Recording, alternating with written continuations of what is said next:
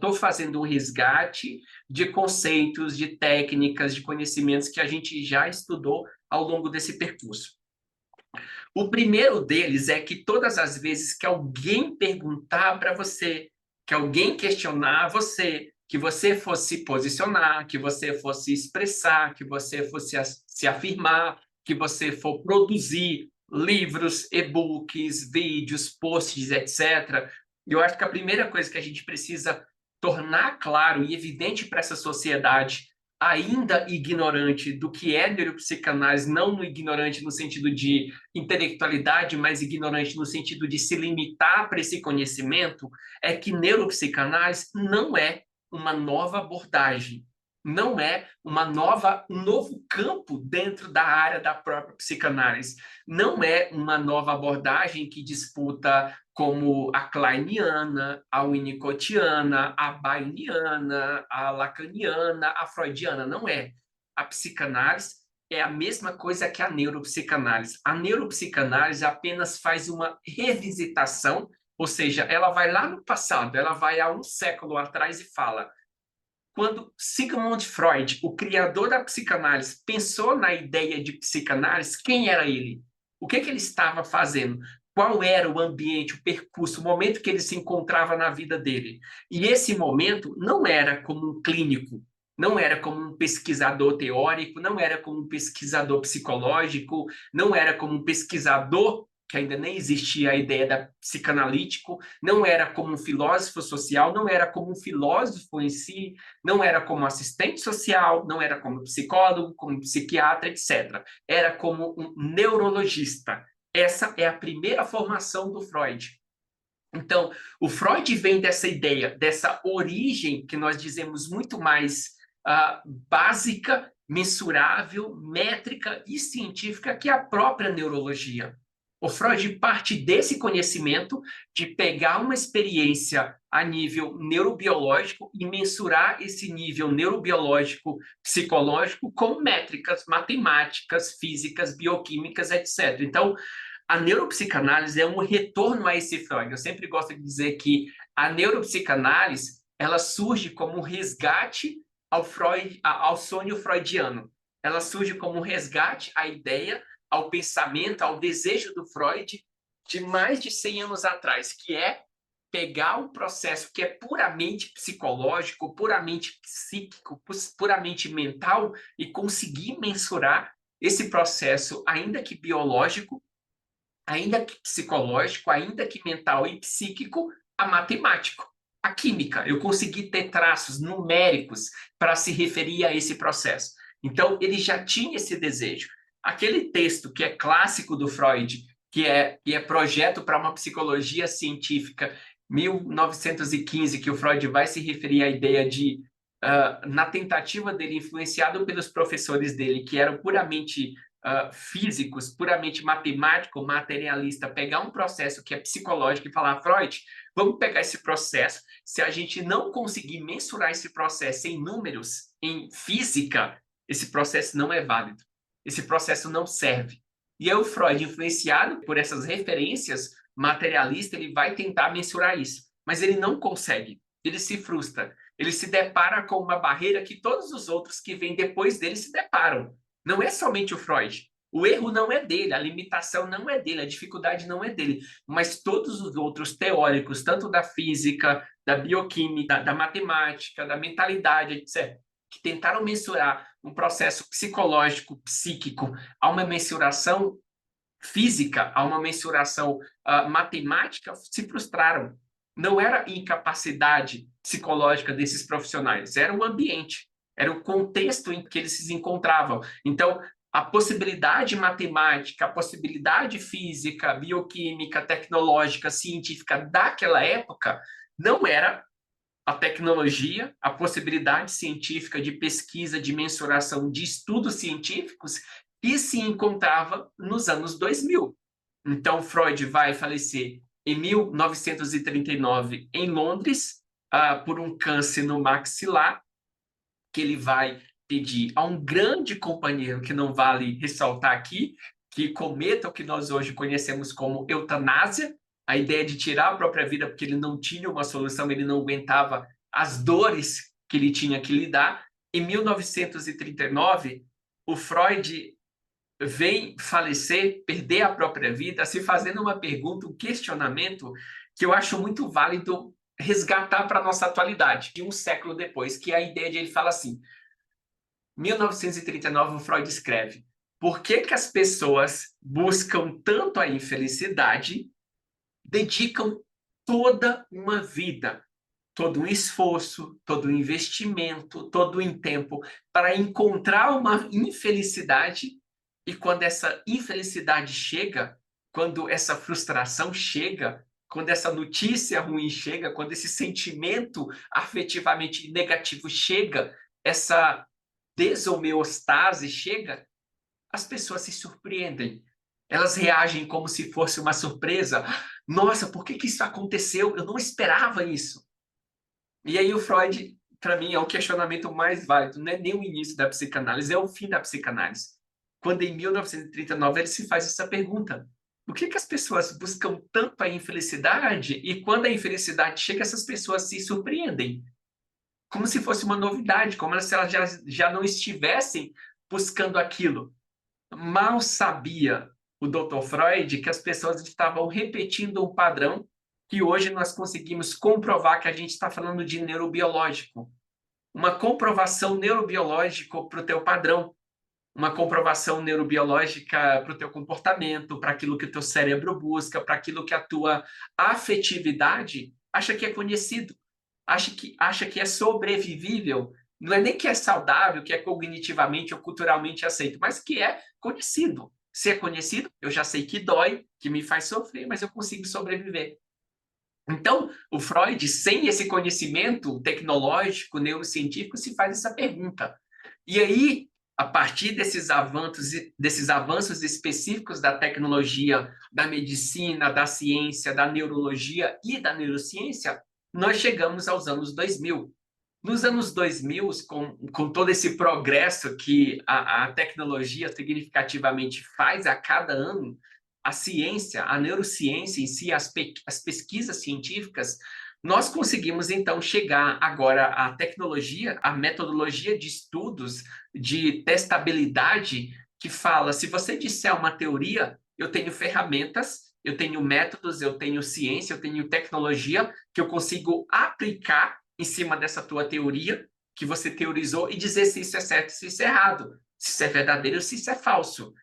E, basicamente, um sul-africano, frustrado pelas suas próprias experiências dentro desse meio acadêmico da psicologia, vai se deparar com a possibilidade que um grande outro neurocientista vai trazer para ele, que vai dizer, o conhecido Oliver Sacks, que a neuropsicologia ela é maravilhosa. Por que que o Oliver Sacks fala que a neuropsicologia é maravilhosa? Porque você consegue mensurar, você consegue medir, você consegue explicar em números matemáticos cada processo psicológico de adoecimento, de sofrimento, de patologia, de psicopatologia. Aí ele vai dizer, mas, vírgula, mas a neuropsicologia exclui o eu, exclui a subjetividade. A neuropsicologia pega o número, pega a mensuração, pega a estatística, mas exclui o material da onde se deriva essa estatística. Ela exclui o indivíduo, ela exclui a experiência subjetiva, a carne, a dor, o sentir, a necessidade que me faz fazer o número que eu faço, a necessidade que me faz fazer a estatística que eu faço, a necessidade que me faz gerar a mensuração que eu gerei. Então, o Oliver Sacks fala que ela é maravilhosa, mas ela exclui o eu da experiência. E aí o Mark Sommers vai dizer, esse cara resume o que eu estudo. Ele resume o que eu me interesso. Ele explica o que eu vivo nessa ala psiquiátrica, que a pessoa tem uma demanda, que a pessoa tem um sofrimento, que a pessoa tem uma patologia, um surto psicológico. A pessoa vai lá, coloca uma outra bioquímica e se apagou o indivíduo.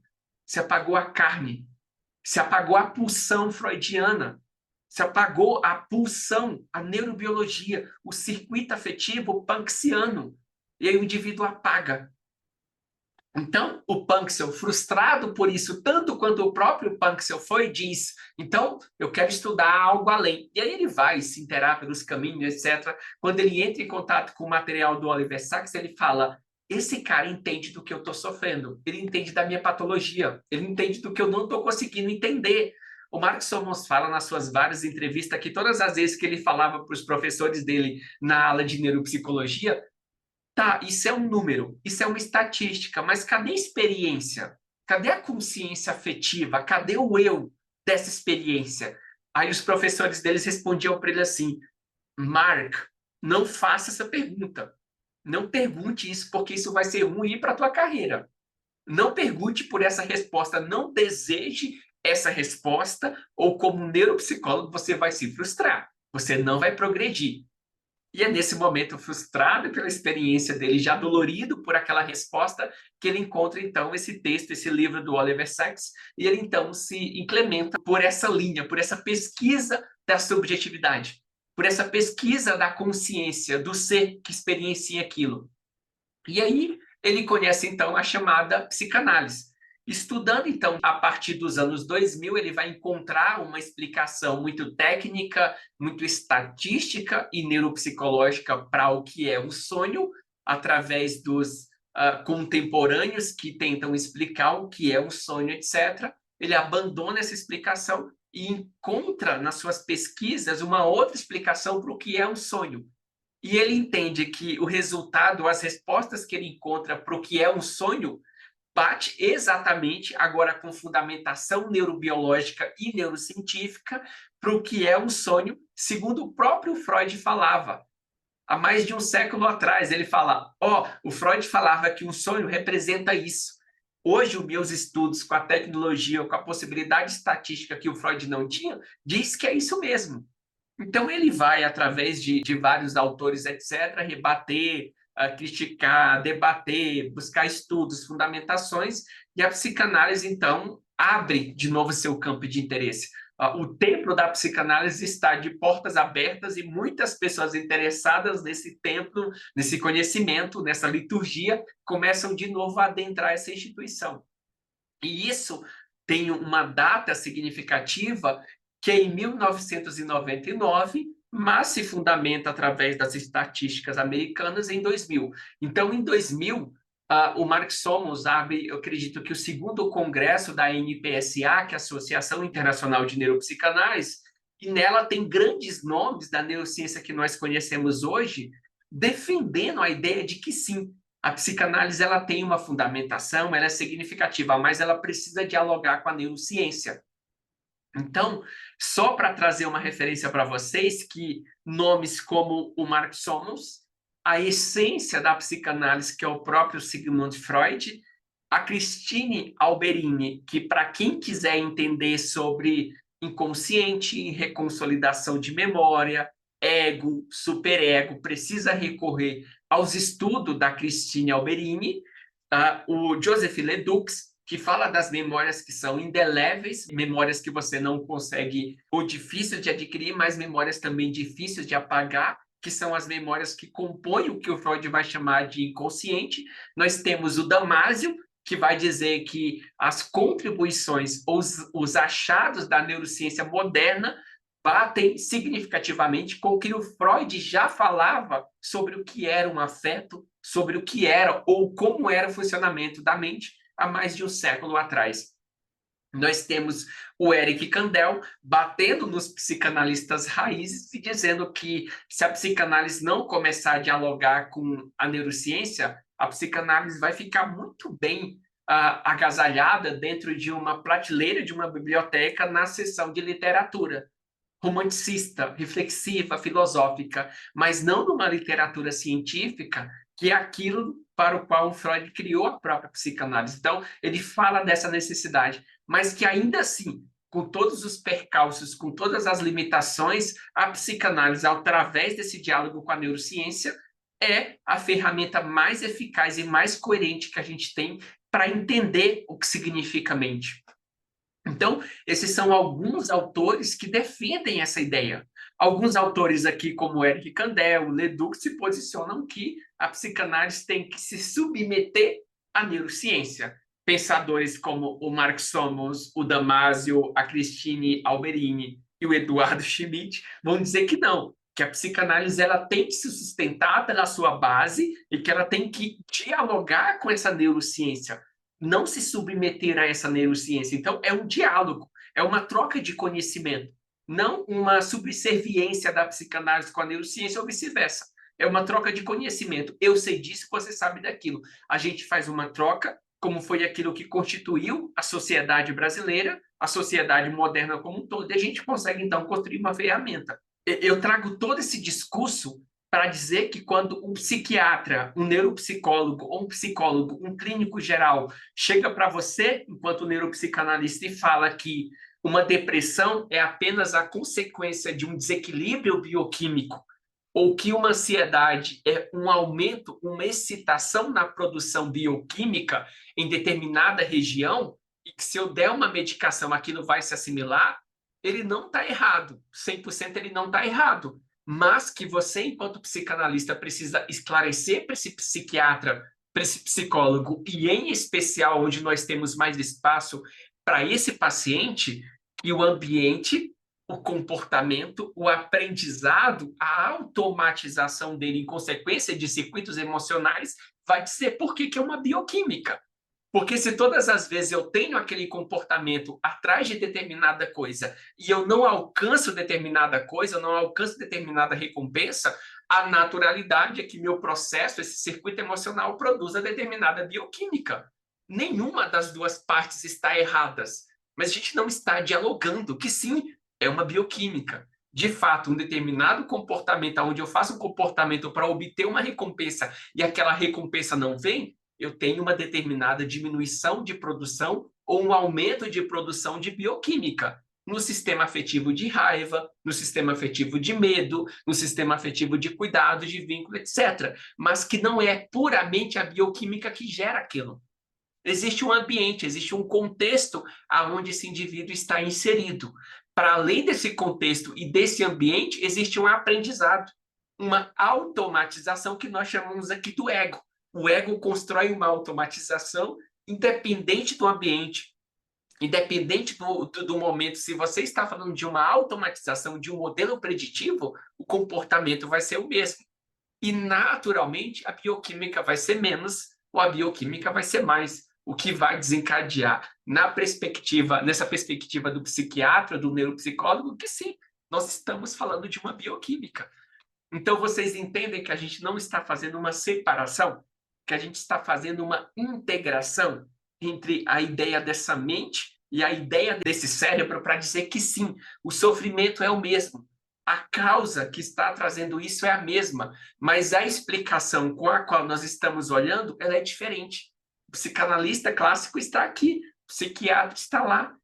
Quando a gente fala de neuropsicanálise, a gente está falando de um profissional que integra esses dois conhecimentos, essas duas perspectivas para considerar e compreender o sofrimento desse indivíduo.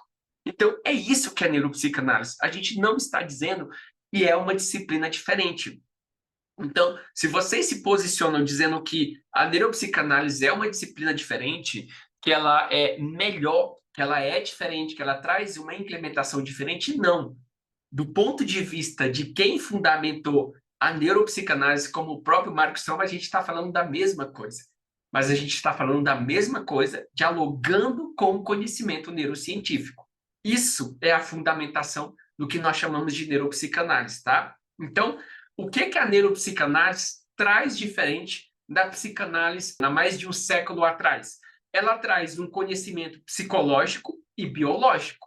Eu considero a fisiologia, ou seja, a bioquímica que está sendo produzida, mas eu considero também o indivíduo se comportando ali, o indivíduo agindo, o ambiente que ele está inserido. Eu considero simbólico, que às vezes a pessoa vai olhar para determinado símbolo e vai ter determinada reação psicológica, biológica, e que outra pessoa vai ter outra reação, outra produção bioquímica. Então, tem uma mensuração simbólica aqui, e que essa simbologia, essa interpretação subjetiva, essa experiência desse indivíduo com aquele símbolo e etc., vai trazer reações, produções bioquímicas que é diferentes para cada indivíduo. Eu estou falando de um campo que é subjetivo, que a mesma interpretação ou a mesma experiência do indivíduo A com aquele objeto é diferente, não é igual a do indivíduo B com o mesmo objeto, com a mesma experiência. Então, tem essa mensuração que é distinta, e disso a psicanálise não abre mão. Mas a neuropsicanálise entra quando ela fala, mesmo essa experiência subjetiva, mesmo o objeto igual, que é diferente para os dois pacientes, isso é mensurável, isso eu consigo mensurar, isso eu consigo medir. Então, o que a neuropsicanálise está trazendo é uma régua, uma ferramenta que consegue mensurar essa experiência subjetiva de indivíduos diferentes, com a qual a psicanálise clássica não se interessava. Mas a gente está falando da mesma disciplina, agora implementando uma régua chamada neurociência afetiva para medir esse comportamento, para medir essa experiência. Eu posso ser um psicanalista e não usar essa ferramenta? Posso. E eu posso ter o conhecimento sem usá-lo. Ou eu posso ser um psicanalista utilizando esse conhecimento. Mas eu estou falando da mesma psicanálise. Aqui não tem uma diferença. E talvez um ponto importante para eu ressaltar é que quando eu falo de neuropsicanálise, a gente sempre fala de neuropsicanálise freudiana, por quê?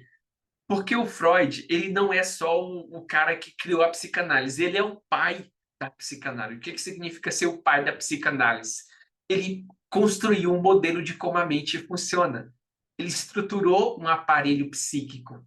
Ele estruturou um aparelho mental. Ele estruturou como que a mente funciona. O Lacan não fez isso. A Klein não fez isso. O Bion não fez isso. Então, se vários outros teóricos, como Ferenczi também não fez isso, o Freud teorizou.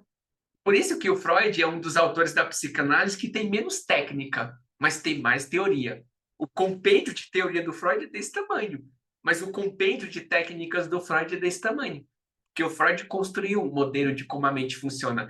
E esse modelo de como a mente funciona é o único que nos permite dialogar e como a neurociência fala que esse aparelho, que esse modelo de mente funciona a partir de dados empíricos. É por isso. É por isso que eu estou sempre numa linha freudiana para falar. Mas esse conhecimento você pode aplicar na psicanálise lacaniana, como o John Daglion já aplica, e ele deu um webinário para a gente. Você pode aplicar na psicanálise ferenciana, na psicanálise winnicottiana, na psicanálise lacaniana, etc. Você pode, tá? Porque o modelo da mente está baseado no Freud.